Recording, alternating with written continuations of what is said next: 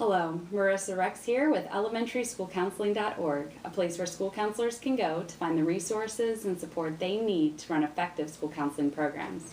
Today's video podcast is called A Day in the Life of a School Counselor. I've received a lot of questions from my readers about the pros and cons of being a school counselor, as well as how I spend my time. So I thought it would be a great idea to combine both of these questions into one podcast, because I think they go hand in hand. I think how you spend your time greatly impacts how you feel about your job and also how those around you are reacting to your services. So I hope that this podcast will help those of you who are thinking about getting into the school counseling profession but still have a lot of questions. And then also will help those who are currently in the profession, whether you're at the very beginning of your career or towards the end.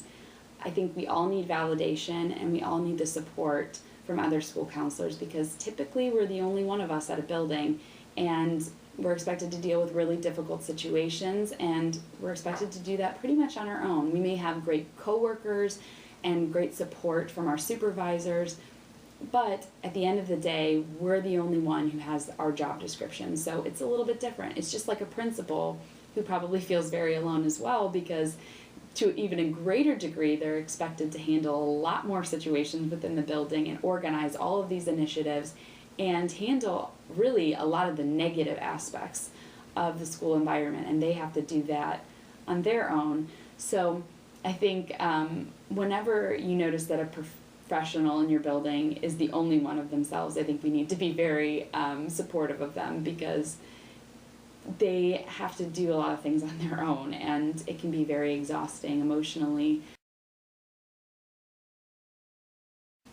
I divide up my school counseling services into sections as reflected on my website. So I have individual counseling, small group counseling, classroom-based counseling, and school-wide programming. But before I get into all of that, I think it's important to note that I have about 350 students at my school, kindergarten through 6th grade, and I have 2 classrooms per grade level. So it's a pretty small building compared to some others in my district that have about 550 students for one school counselor. And I think when you have those differences, your services are going to look a little different. It doesn't mean you can't provide classroom counseling or small group counseling. It just means that maybe the number of sessions you get to have is different, or the number of students you reach is different, because there's only so many hours in a day, and you have to realistically set your expectations to what you can do within that amount of time, and also to meet the specific needs of your students.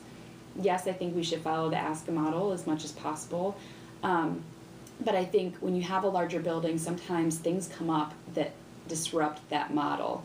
You have a concern from a parent, so you have to respond to that situation. You have maybe more meetings you have to attend. You have more individual students who are in crisis that need to see you. So that's going to disrupt the amount of time that you're actually spending with the other things that you want to do, like small groups or classroom, because you may have to balance your schedule a little bit differently based on your large group that you have. And you also may be in multiple buildings, and so what you can do is a little bit different. You don't get to be there all the time, so you may have to schedule things a lot differently. So we also need to be aware of how we treat other school counselors who are in maybe a different situation than we're in. If you're in multiple buildings, you may look at school counselors that get to be full-time in their building and think, well, they have the easiest job in the world. And it is easier, I think, to be in one building, but I think we need to still be mindful of the feelings of others. I think I get treated differently sometimes because my building is so small, and so I try to be sensitive to other school counselors who have larger buildings or who are in multiple buildings, because I don't want to hurt their feelings, but I think I feel like I need that same respect as well. And I'm grateful that the school counselors in my district are able to provide that and do so without me even having to ask for that. Just because your building is smaller, it doesn't mean that you get to just relax for a certain chunk of the day. You're just as busy, you're just doing different things. And I think maybe where some of that negative opinion comes from is that they would like to spend more time doing classroom or groups or other activities with their students, and they don't get to because they're forced into other activities or other job expectations because of how and sometimes unmanageable their situation is because it's so huge. And so I try to be respectful of their feelings, and I'm lucky that those around me are typically pretty respectful as well. So, school-wide programs. This is probably one of the most intimidating forms of school counseling because you have so many different people to get on board with the idea, and it takes a lot of planning and organization to do so. Typically, I do a big program maybe once a quarter. I don't want my staff to get overwhelmed, and I don't want my students to stop reacting to the things that I'm providing for them as at the school-wide level.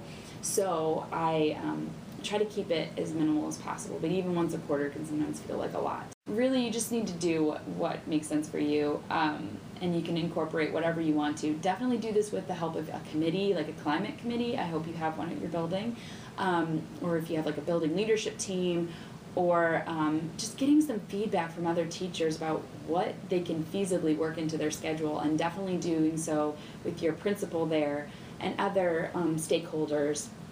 I think you'll get a lot more support if you do that rather than doing everything on your own and then presenting it and then expecting everyone to be really on board. I think when they're invested in it, they will be a lot more supportive. And you have to make sure, like I said, that you don't do too much, because then I think it'll start stressing people out, and then people will get a little bit more apprehensive of signing up for things that you're providing. So you gotta have a balance. Classroom counseling, again, this is very different based on the week or the month. For example, if I'm doing Random Acts of Kindness Week, which is a school-wide program, a lot of times I will schedule classroom lessons to go along with that. So within that 1 week, I'm going to be doing a lot of classroom lessons. It's taking up a lot of my time. But typically, I'm probably in a classroom on average, like 3 times a week. Not the same classroom, but in a classroom 3 times a week. And again, it varies week to week. There might be a week where I am not in any of them because it doesn't work schedule-wise, and then the next week is really packed. It depends on classroom needs and school needs. With small groups, I have at least one a day. Usually there's at least one every lunch period, sometimes 2. If I can get one at the early part of the lunch period and then one at the end, I can do 2 back to back. I use lunch groups as a reward, so those are more informal. And then I also have groups for my primary students that are in the morning or in the afternoon. So there could be a day where I have 4 groups in a day, but typically it's about 1 a day. And then individual counseling, and this can go so many different ways in each day or each week. I have my schedule for all the kids I want to see, and these are the kids that I need to follow up on, kids that I try to see more than just, really quickly just to solve like an immediate issue. But then on top of all of those students, I have the kids who are in crisis, or a kid who something unexpected happened and they really want to talk about it, or something happened at recess and they really want to figure out how to solve their problem. So it can go lots of different ways. Rarely do I have my schedule for the week set up that it goes exactly as planned. I don't think it ever has. I think I've always added students in, and then students who are absent, I have to reschedule them. It's never the same, so you have to be very flexible in this position.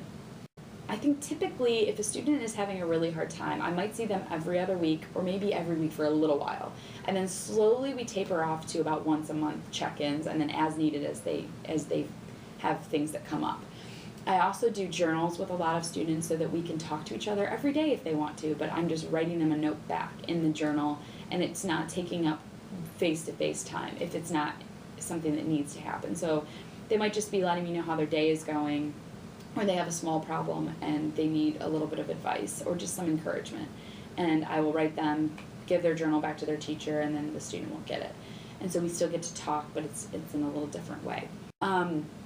So I try to organize that, and so for example, Thursday might be extremely packed of students where I'm seeing them throughout the morning, throughout the afternoon, and then definitely during lunch and recess time. But on average, no less than 5 students a day typically, and whether that's scheduled or unexpected, that's usually what I see, because I'm still balancing that time with other meetings and classroom lessons in groups. So again, there's only so much time in the day that you can really see students, and you have to build in some time to get other things done as well. I know I had a really hard time with this, where I thought I needed to spend pretty much every waking moment on the run, and I wouldn't even eat lunch. I still feel guilty sometimes eating lunch, where I'm sitting down with other teachers and just relaxing for 30 minutes. And because to sit down for that 30 minutes during their lunchtime, the other teacher's lunchtime, that's time when I'm thinking, like, that's a great time to see kids in groups. It's a great time to meet with a kid and check in with them one-on-one, or to go outside and see how recess is going, and who's, is there anybody who's being left out? I mean, those are times when I'm really active, and so I feel really guilty sitting down and eating, so I try to eat. It's my New Year's resolution to do this, because normally I'm eating in my office, or I just forget to eat because I'm too busy, which is horrible. But you have the beginning chunk of the lunch period, which is like right before the kids go into the lunchroom, and there's some teachers eating then because we have the kids at recess, so their lunch has already began. So I'll eat at the very beginning, or I'll try to eat at the very end. But it's not always successful because things come up, and I really do, the whole time I'm eating, I feel really guilty about it, which is bad. I mean, I guess that kind of goes into the cons of being a school counselor, but I think we're really hard on ourselves, and we expect a lot of ourselves and how we need to spend our time. But anyway, so you need to build in time for lunch, but you also need to build in time to, if you're getting a program in place, sometimes you need some time to make sure you have everything in order and get your materials to those who need them. Or you are organizing testing materials for statewide testing. That happens a lot of times with me. Like, I work with my principal on this, and that happens during the day. So you have to build in time to do some of those other unfortunate parts of our job, things that we don't really like to do, but we have to do, the paperwork kind of pieces. But you don't want to be spending all of your day doing that either. So you definitely have to have a balance. I maybe, when it all adds up, it's like an hour, I think.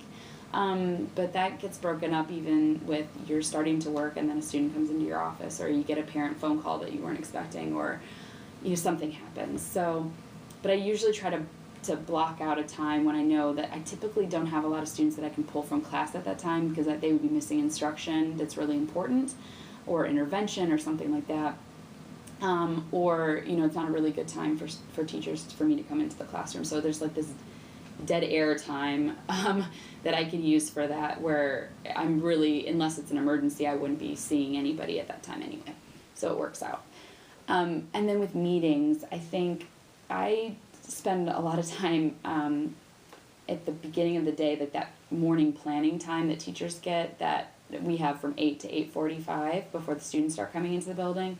Typically I'm in a meeting, whether it's a committee meeting within the school or it's a meeting with a parent to talk about an issue.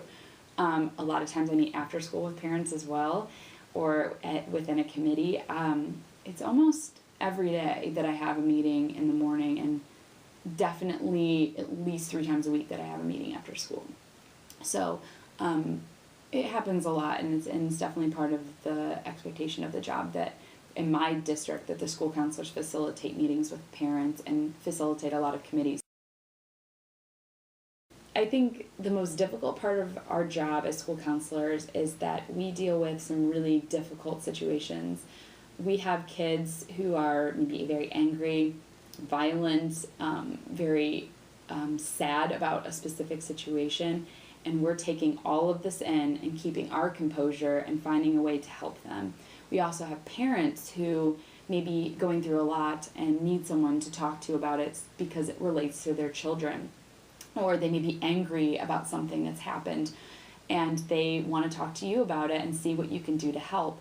And so through all of this, you are taking in a lot of negative and trying to find a way to mix it around, work with everyone involved, and make it positive. And this is not just from the outside perspective either. I mean, you have teachers who are dealing with some really difficult situations as well, and they need your support, so they're venting to you. And I think when you're a school counselor, people see you in that role because typically you're fairly good at listening and good at handling problems. And I think when you do it all the time, you're a little bit more comfortable dealing with that. And maybe a teacher has only dealt with this situation one time before, or maybe never, and they don't know what to do. So they're counting on you to provide that support, which is great. But when you're doing that a lot, it can get very draining. And I think it can be very, very difficult. I'm lucky that I have the support of my principal, and so we can vent to each other because she's very much alone as well. And I have wonderful teachers and support staff at my building, and we get along really well. We have a very tight-knit group, and so we can all rely on each other as well. But sometimes, it's the end of the day, you've had a really busy day, and you leave to go home, and you haven't had that chance to kind of decompress and reflect on what happened with anyone. So you go home, you have all of this inside of you, and then the wheels start turning, and you think, did I handle that appropriately? Is that parent, do you think they're mad at me for what I did? Or did I handle the situation in the best way for that specific student? And you start questioning everything that you've done. And I've gotten to the point sometimes where I'm just going in circles and venting to my husband about, well, this is what happened, and and I'm just saying the same thing. And he's like, it doesn't sound like it's that big of a deal. But to me, it is a big deal, because I care about how everybody feels around me, and I want, as a school counselor, to help everybody feel better, and I don't want to stress people out more or to create a situation that's making them upset. So I think that's the negative part of the job, is that we go into this because we're very concerned about how other people feel, but then by doing that, we hurt ourselves sometimes emotionally and physically. I think stress can provide a lot of wonderful energy, but it can also definitely get internalized and create health problems. Even sometimes you get headaches, or your body is aching, or your stomach's upset, and you make yourself sick. I mean, it's pretty bad. I think the biggest con, which I've talked about a lot, is really just the fact that we're by ourselves. I think no matter how wonderful the other teachers are, or how wonderful the students are, we still can feel very lonely in our position, because typically we're the only one of us. All right, now on to the pros of the school counseling profession. I think there are definitely more pros than cons, otherwise I wouldn't be doing this job. And I definitely wouldn't have a website devoted to how much I love school counseling if there weren't more pros than cons. So, the pros. I think the benefit is that as a school counselor, you get to kind of be a rock star at your building, because all the kids know you. You know all the kids, or hopefully you know a lot of them. I know all of my students, because I think that's important. But I get to walk down the hallway, say hi to everyone. I get to know little fun facts about them and really connect with them on a meaningful level.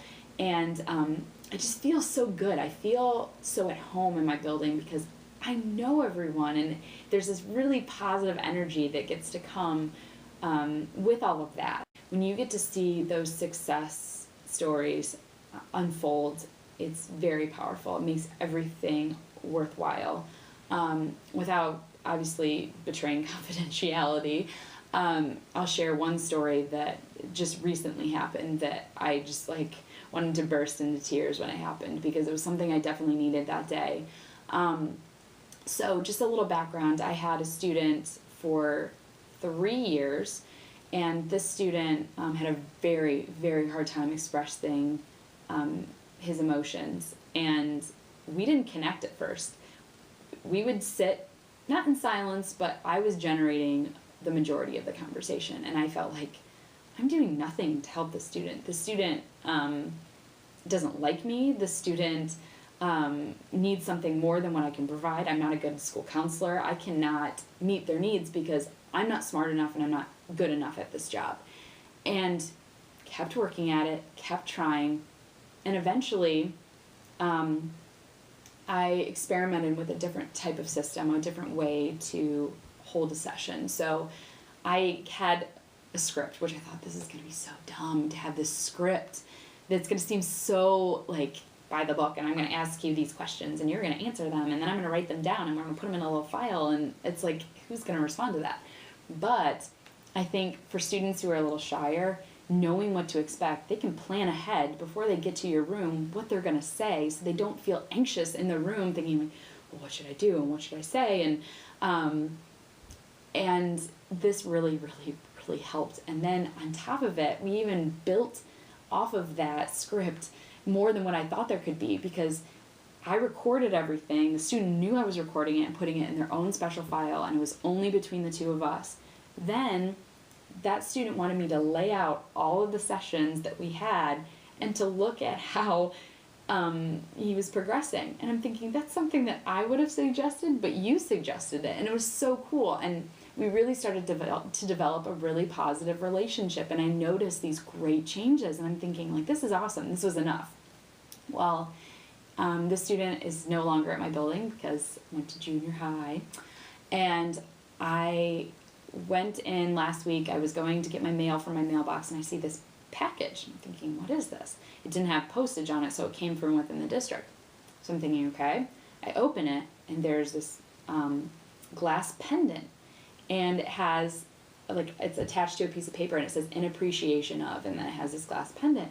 I'm thinking, what is this? And I look at this note card, and this student was basically saying that they got to pick someone who they were appreciative of, and they picked me because they were thankful for the work that I did, and it's making me tear up now. And I think that's good, and that it shows how positive this job can be when you have these experiences where you work so hard to help a student, and then they're appreciative of it.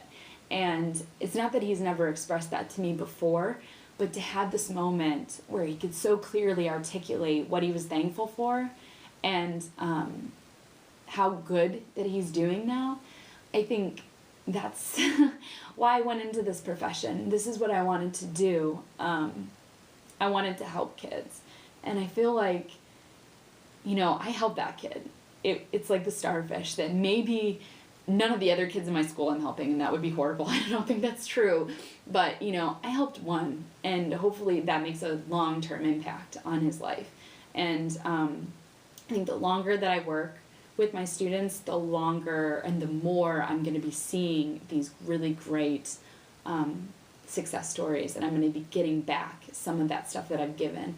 And I don't give to get, but in this profession, I want to give so that they can have a better life, and then I get to get from seeing that happen. So I hope hearing things like this will keep you, I guess, motivated when you're working with a student you feel like you're not connecting to, and to know that there's hope that you can. And sometimes it's just switching things up and really trying something different for that student and seeing what they really need, and figuring out where maybe that shyness is coming from, or where that negativity is coming from. I am not perfect. That success story was great, but there are definitely other students at my school where I'm still in that process of, like, what's going to work for you? And sometimes it feels like it's never going to happen, but I know that if I keep trying and I keep showing at the very minimum that I at least care for that student, it's going to help. Thank you so much for watching this video podcast. I hope you enjoyed it. If you're someone who is looking into joining the school counseling profession, I hope that this podcast gave you more answers than questions. And I think it's important for me to say that while I would love to have more school counselors in the world, I think that you should join this profession if it's really right for you, just like any career.